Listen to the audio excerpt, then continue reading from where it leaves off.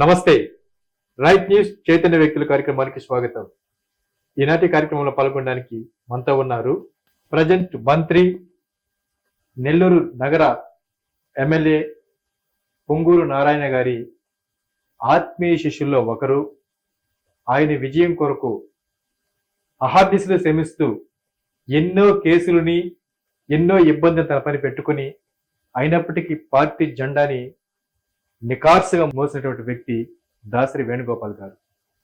ఇటీవల జరిగిన ఎన్నికల్లో నారాయణ గారు సాధించిన విజయం పట్ల, ప్రత్యేకంగా వేణుగోపాల్ గారికి జరిగినటువంటి అన్యాయం పట్ల ఆయన ఏమంటున్నారు, ఆయన మాటలని విని తెలుసుకుందాం.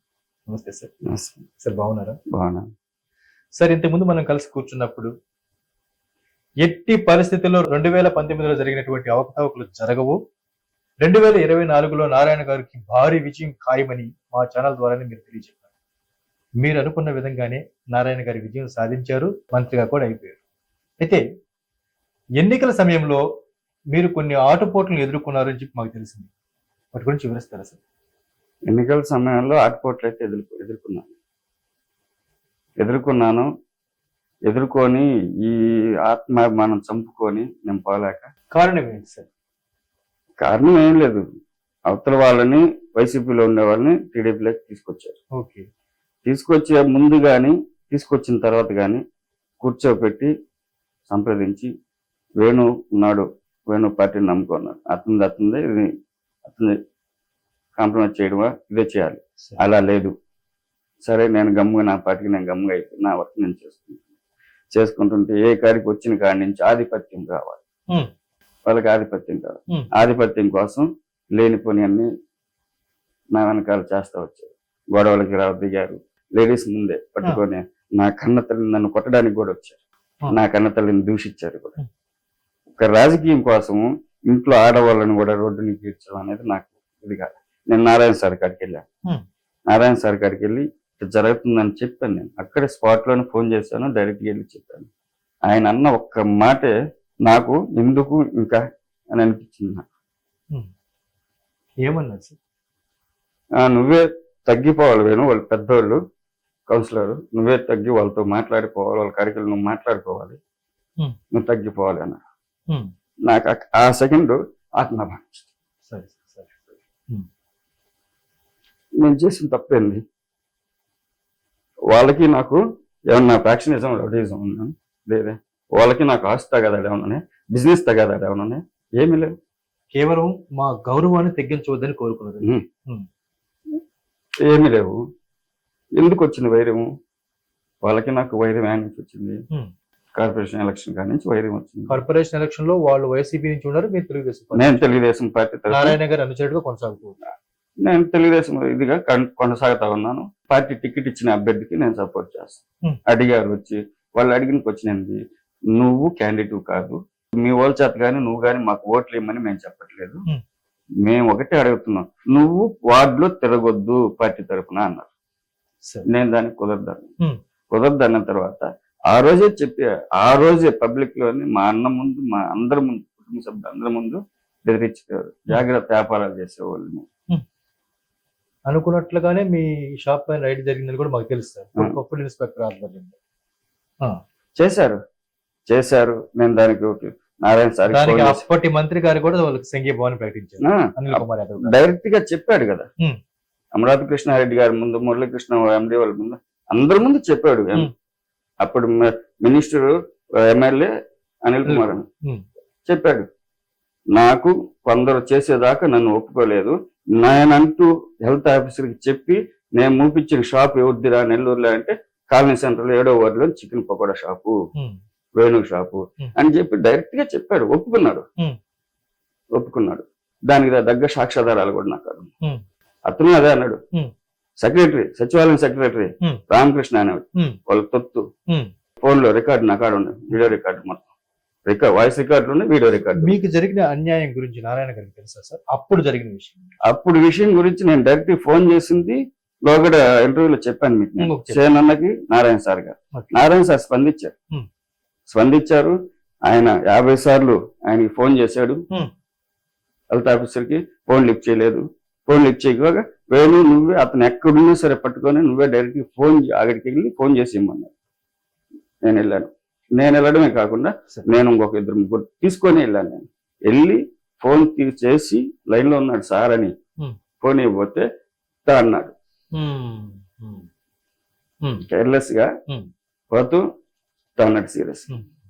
నాకు ఆ సెకండ్ నారాయణ సార్ కోసం వీడు కెపాసిటీ అంతా ఆయన పెట్టిన ఉద్యోగస్తుడు నారాయణ సార్ ఫోన్ లో లైన్ లో ఉన్నాడని అంటే ఫోన్ తీసుకోకుండా కేర్లెస్ గా వెళ్తున్నాడంటే నాకు ఆ సెకండ్ ఎంత దూరమైన పోను. ఓకే సార్, 2019 ఎలక్షన్ లో నారాయణ గారు నిలబడ్డప్పుడు కావచ్చు, 2024 ఎలక్షన్ లో నారాయణ గారు నిలబడ్డాడు అప్పుడు కావచ్చు. సో దాదాపుగా ఒక 10 ఏళ్లుగా మీరు రాజకీయంగా నారాయణ గారితో జర్నీ చేస్తూ వస్తున్నారు. ఈ మధ్య కాలంలో మీకు ప్రయారిటీ తగ్గింది మీ డివిజన్ లో అని తెలిసినప్పుడు నారాయణ గారికి మీరు చెప్పుకోవటం ఏమైనా జరిగింది? చెప్పుకోవడం జరిగింది. ఆల్రెడీ నేను ప్రయారిటీ తగ్గుతుందనేది వెళ్ళి 4 సార్లు వెళ్ళి కలిశాను. నేను 1 సారిగా నేను ఎట్టిగా చెప్పలేకపోయినా ఇట్లా చెప్పాను. నేను సార్ ఇది చేస్తున్నాను అంటే ఆయన అన్న మాటే చెప్పాను కదా, పదే నువ్వే తగ్గిపోవాలి, అందరు నా మీద అందరూ వ్యతిరేకత. ఎవరున్నారు వ్యతిరేకత? ప్రజల్లోకి వెళ్దాం. ప్రజల్లో అలా 10 మంది దాంకొని పోయే 10 మంది వదిలేసింది. వాళ్ళ వల్ల ఉపయోగం లేదు. వాళ్ళు ఎంతసేపటికి అవకాశవాదులు. ఈ రోజు పార్టీ ఏది అధికారంలో ఉంటే వాళ్ళకి కొమ్ము కాసి వాళ్ళ మోచేతి కింద నీళ్ళు తాగేవాళ్ళు కాదు, మాట కావాల్సింది. నారాయణ సార్ కాడ నన్ను బ్యాట్ చేసేదానికోసం ఎవరెవరు పోయి ఆయన కాడికి పోయేసి చికెన్ పకోడా అమ్ముకునే వాళ్ళతోటి మేము రాజకీయం చేయలేమని మా వాళ్ళే, బయట వ్యక్తులు కాదు, పెద్ద మనుషులని చలామణి అయ్యే మా వాళ్ళే మా కమ్మాసలోనే ఎవరెవరు పోయిందో నాకు తెలుసు. వాళ్ళని పార్టీలో చేర్చేటప్పుడు 18 మంది ఫ్లైట్ టికెట్లు నారాయణ సార్ 18 మంది ఫ్లైట్ టికెట్లు వేసుకొని తీసుకెళ్లారు హైదరాబాద్ కి. ఫోటోల్లో వచ్చింది ఎవరో నాకు తెలుసు, వాళ్ళు కాదు. ఫోటోలకి దానుకొని ఉన్నారు చూడండి. నారాయణ సార్ ఆలోచించాల్సి ఆ ఒక్క పాయింట్ ఆలోచించాలి.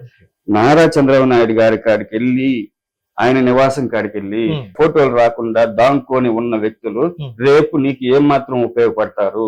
వాళ్ళు అవకాశవాదులా కాదా? సో పార్టీ గాలి చూసుకుని వచ్చిన వాళ్ళు అనుకుంటారు. అదే మీరు అంటే పార్టీ గాలి చూసే వచ్చిన వాళ్ళు. రేపు కానీ ఒకవేళ పార్టీ బలహీనం అయితే వెళ్ళిపోతారన్న గ్యారంటీ కంపల్సరీ 100% వెళ్తారు. మీరు మాత్రం తెలుగుదేశం పార్టీ శ్రేణులు అలాగే ఉండిపోతారు. లాస్ట్ కి మేమే మళ్ళీ ఇది నాకు గత 20 సంవత్సరాల నుంచిగా నేను ఎదుర్కొంటున్నాడు పార్టీలోనండి. మీ తెలుగుదేశం పార్టీ అప్పుడు కార్యకర్తగా ఉన్నాను. తర్వాత చిన్న బూత్ కన్వీనర్ కాడి నుంచి వచ్చాను. ఇప్పుడు అధ్యక్షుల దాకా వచ్చాను. యువతలో చేశాను. టీడీపీలోనే జిల్లా యువత పార్లమెంట్ ఆర్గనైజింగ్ సెక్రటరీ. 2 బాధ్యతలు నెరవేర్చాను. 2 బాధ్యతలు పర్ఫెక్ట్ గా చేశాను. 2 బాధ్యతలు పర్ఫెక్ట్ గా చేశాను. 7th డివిజన్ లో మేము కూడా మా ఛానల్ తరఫున తిరిగే సమయంలో కూడా మాకు తెలిసింది ఒకటే, దాసరి వేణుగోపాల్ అంటే మంచి వర్కరు, అందరికీ అందుబాటులో ఉంటారు. ఆయన కూడా అలాంటి వ్యక్తి కార్పొరేటర్ గా ఎన్నికైతే ప్రజల సమస్యలు త్వరితగతంగా పరిష్కారం అవుతాయని చెప్పి చాలా మంది కూడా అంటుంటే మేము విన్నాం. సో ఆ ఆశలకి గండి పడ్డాయని ఏమైనా బాధ కలుగుతుంది? ఆశలకి గండి పడ్డాయనే బాధ అయితే ఉంది. వాళ్ళు నాతో ఛాలెంజ్ చేస్తున్నారు. 20 సంవత్సరాల నుంచి ఇదే ఛాలెంజ్. 7వ వార్డు ఏ పార్టీ వచ్చినా సరే మాదేను, ఏ పార్టీ అది అధికారంలో ఉన్నా మేమే నాయకులు, మాదే వార్డు అని నేను ఎదుర్కొన్నా. ఇప్పుడు మెయిన్ కారణం కూడా ఇదే. నేనంటూ వస్తే వాళ్ళ రాజకీయ భవిష్యత్తు బ్రేక్ పడదు. నేనంటూ వస్తే మాలో ఉండే ముసలోళ్ళు పెద్దోళ్ళు ఉన్నారు కదా, పెద్ద మనుషులు అని అనుకుంటున్నారు కదా, కోట్లకు ఉంది మేము పెద్ద చాలా విలువైన వాళ్ళు, మా కాడ కోట్లకు ఉందనే వాళ్ళకు కూడా వాళ్ళ మనుగుడు కూడా మరుగున పడిపోద్దని ఈ వెన్నుపోటు రాజకీయాలు చేస్తారు.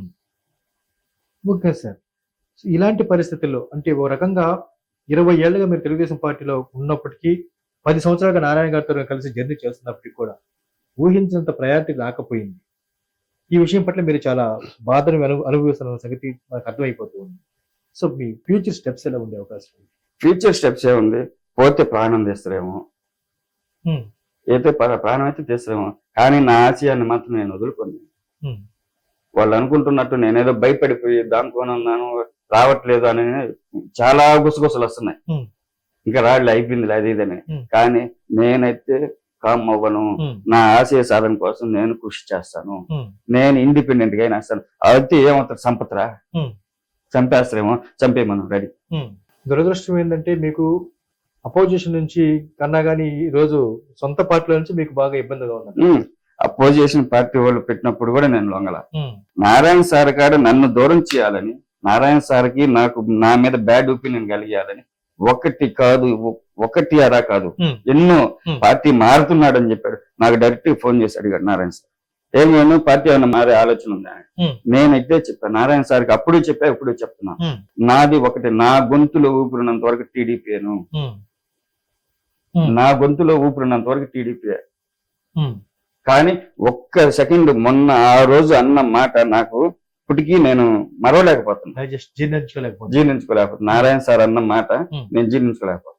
సో ఆత్మసాక్షికి ఇబ్బంది పడింది అంటారు ఆత్మాభిమానం ఉంది కాబట్టి. ఇప్పుడు నేను ఏం తప్పు చేశా అని చెప్పేసి వాళ్ళ పెద్దోళ్ళు కౌన్సిలర్లు వాళ్ళ కాడికి నువ్వే తగ్గిపోవాలని, ఏం తప్పు చేశాను నేను చేసిన తప్పేంది? నేను పార్టీకి నిలబడ్డమేనా? పార్టీ కోసం గట్టిగా నిలబడి పార్టీ కోసం కష్టపడ్డమేనా నేను చేసిన తప్పు? అవకాశవాదుల్లాగా 7 డబ్బులు తీసుకొని 6 డబ్బులు తీసుకొని ఈ పార్టీలో డబ్బులు తీసుకొని ఆ పార్టీలో పోయి ఆ పార్టీలో డబ్బులు తీసుకొని అధికారం మీద వస్తుంటే ఏర్పొచ్చేది ఇది లేదే నా కాడ. నేను ఏ తప్పు చేయకుండా ఒకరి కాళ్ళ కాడికి ఎందుకు పోవాలి? నేను అడిగే క్వశ్చన్ అదే. ఓకే సార్, పోలింగ్ రోజు కూడా మీ మీద వ్యక్తిగతంగా కూడా దాడి జరగడానికి ప్రయత్నం జరిగింది. జరిగేది కాదు, జరపాలని ప్లాన్లు వేశారు. ఎవిడెన్స్ తో సహా ఉంది నా కాడ, కాల్ రికార్డ్స్ తో సహా ఉంది. మీటింగ్లు జరుగుతుంటే మీటింగ్లో రెచ్చగొట్టాలని ర్యాలీలకు వెళ్తుంటే నేను ఓడ్చుకొని చంపుకొని గమ్ముగా వచ్చేసాను నేను పార్టీకి. కుటుంబ సభ్యుల్ని కూడా బయటికి లాగి కూడా పరుష పదాలు మాట్లాడారన్న టాక్ ఉంది. నిజమే, వాస్తవం. ఇంతే అన్నాడు, అనకూడదు, నేను ఆడవాళ్ళకి చాలా గౌరవిస్తాను, ఆ మాట వాడాడు. ఇప్పుడు నా తల్లిని అన్నారు, వాళ్ళకి 20 ఏళ్ళుగా చూసిన స్ట్రగుల్స్ కన్నా కానీ మరీ ముఖ్యంగా ఈ 2024లో బాగా స్ట్రగుల్ ఫేస్ చేశారు. అంటే స్ట్రగుల్ ఫేస్ చేశాను నేను. ఎలక్షన్ ముందు చూస్తే కేసులు, ఎలక్షన్ దగ్గరికి వచ్చేసరికి దూరం కావడం, ట్రబుల్స్ ఫేస్ చేశాను. అంత అయిపోయింది.